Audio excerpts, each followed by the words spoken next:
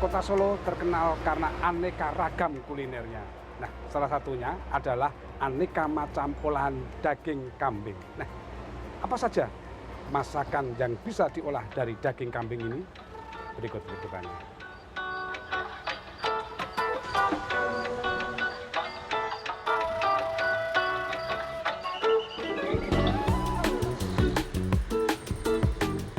Kota Solo, salah satu kota di Provinsi Jawa Tengah ini terkenal memiliki banyak sekali ragam kuliner, terutama kuliner yang berbahan baku daging kambing.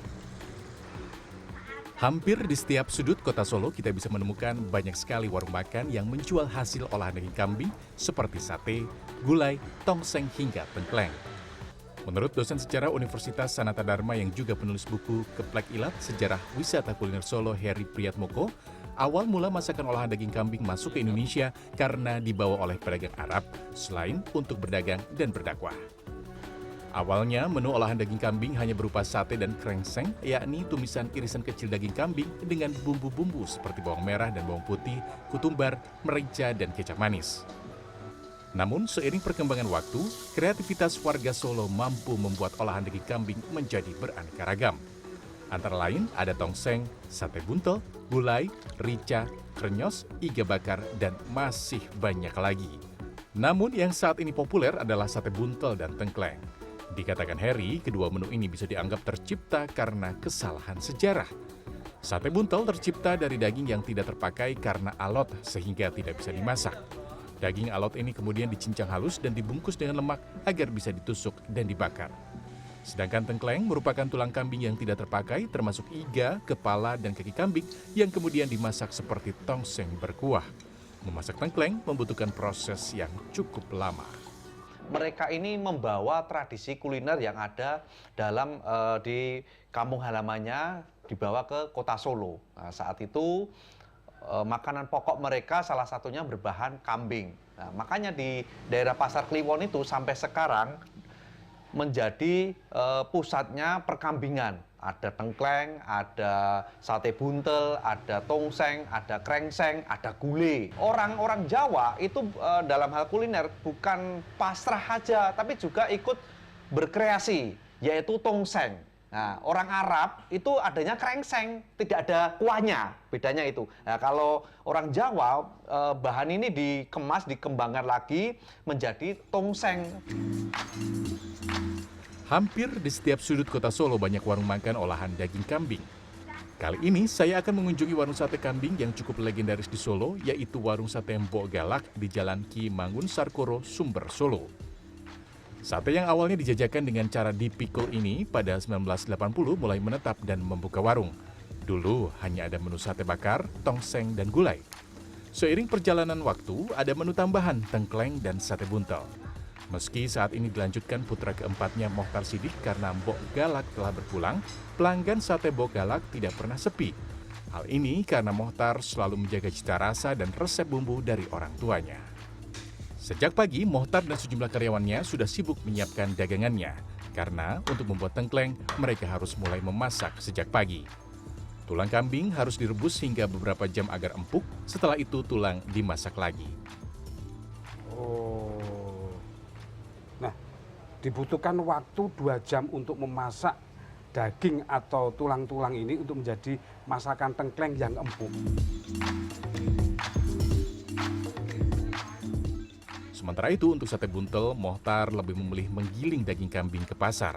Setelah daging giling tiba, kemudian dikepal-kepal dan dibalut dengan lemak sehingga memudahkan untuk dibakar.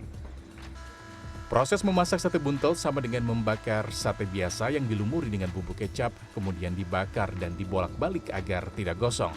Karena ada balutan lemak saat terbakar menimbulkan asap yang cukup pekat.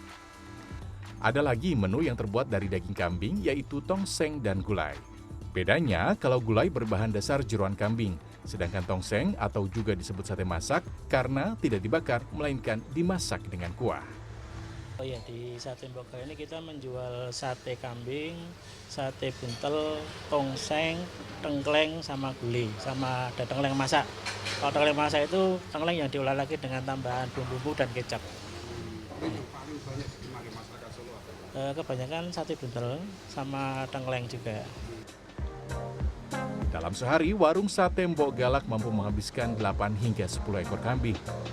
Selain sate khas Mbok Galak, sate buntel yang dihargai Rp40.000 hingga Rp50.000 per porsi adalah menu yang banyak digemari. Ya, saya paling suka ya, sate buntel yang campur sama sate biasa sama sate buntel. Apa istimewanya sate buntel dan lembut itu apa? Ya, kalau yang buntel itu empuk gitu loh, sudah remuk tapi dijadikan satu. Rasanya gurih atau apa ya, kalau di sate itu kan jelas khas Solo itu kan ada manis dan gurih gitu. Tapi yang jelas saya lebih suka kalau sate daripada yang lain. Nah, itu tadi macam-macam olahan daging kambing yang ada di kota Solo. Anda tertarik yang mana? Yang berkuah atau yang dimasak kering? Ada berbagai menu masakan olahan daging kambing. Nah, kali ini saya akan mencoba sate kambing biasa, kemudian ada sate buntel dan tengkleng. Nah, mari kita coba yang sate buntel. Empuk. Teksturnya juga lembut dan bumbunya meresap sampai ke dalam.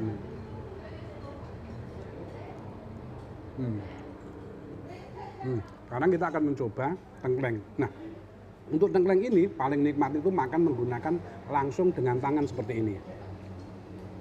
Nah,